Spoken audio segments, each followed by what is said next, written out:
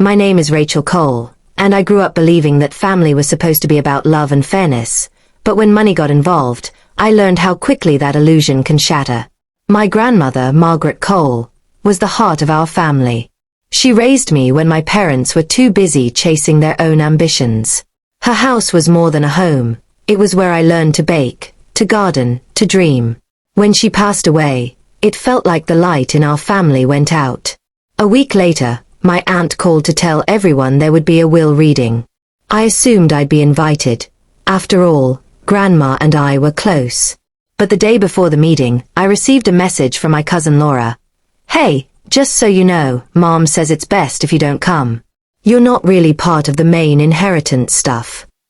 My stomach dropped. "Not part of it," I replied. Grandma raised me.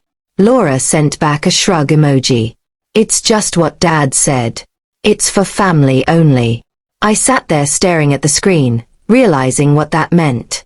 They didn't just exclude me, they wanted me gone. My parents, who'd always been distant, didn't even defend me. "Let it go, Rachel," my father said. "It'll just create tension." But tension already existed. Grandma had told me, just weeks before she passed, "Don't let them take what's rightfully yours. I made sure you're protected." Her words echoed in my mind. I decided not to fight, at least, not openly. The next morning I went to work, pretending it didn't bother me, though my hands trembled every time I thought about them sitting in that big dining room, listening to a lawyer read her final wishes. But fate, it seems, has its own sense of timing. 2 days later, I got a call from an unknown number. "Ms. Cole," a calm voice said. "This is Mr. Grayson, your grandmother's attorney. There seems to be some confusion regarding her will." My heart started pounding. "Confusion?" I asked carefully. He sighed. "Your family requested a private reading without you, but according to Mrs. Cole's final amendment, you're the primary beneficiary and executor of her estate. I'd like you to come to my office immediately." I almost dropped my phone. When I arrived, Mr. Grayson greeted me with a small, knowing smile. "Your grandmother was very specific," he said, handing me a thick envelope. Inside was a letter written in her neat cursive. "Rachel, if they've tried to push you out, don't be angry. Just listen and let the truth unfold. Love, Grandma." My throat tightened as I blinked away tears. Then Mr. Grayson continued, "We'll be holding a second reading today, this time, officially. All family members must attend." When I entered the conference room, the looks on their faces were priceless. Shock, guilt, and a touch of fear. My aunt stood immediately. "Why is she here?" she demanded. Mr. Grayson cleared his throat. "Because she's supposed to be." He opened the file and began to read aloud. "This is the last will and testament of Margaret Cole." My family leaned forward, expecting their names to be called first. Instead, the lawyer continued, "To my granddaughter Rachel Cole, I leave full ownership of my home, including all land and assets contained within." Gasps filled the room. My uncle stammered, "That can't be right." Mr. Grayson ignored him. "As for the rest of my family," he continued, "you may continue living in the house for 1 year as tenants under Rachel's discretion, after which any further stay will require her approval." The room went silent. My aunt's face turned pale. "Tenants?" she whispered, her voice trembling. "You mean we have to pay her rent?" Mr. Grayson nodded politely.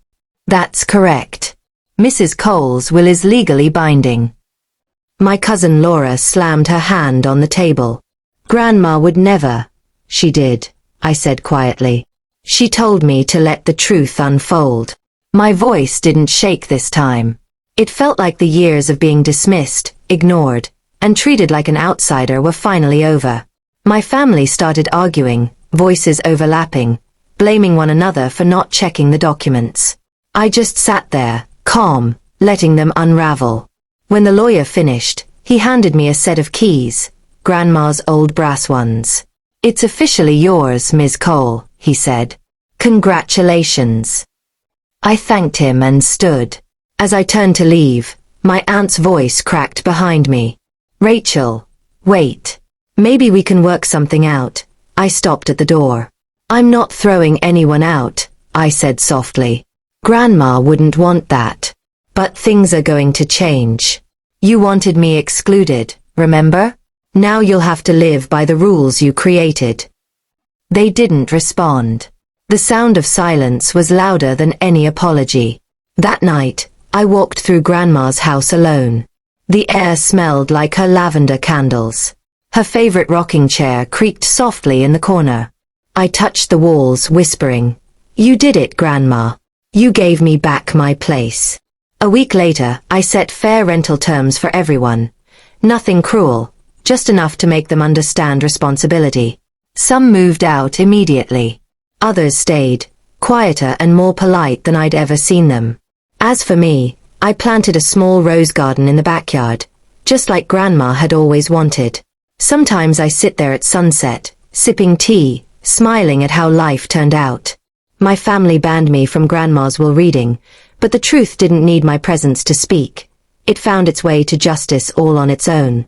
And when the lawyer called them all tenants, I finally realized revenge doesn't always come in anger. Sometimes, it comes wrapped in fairness, and signed by fate.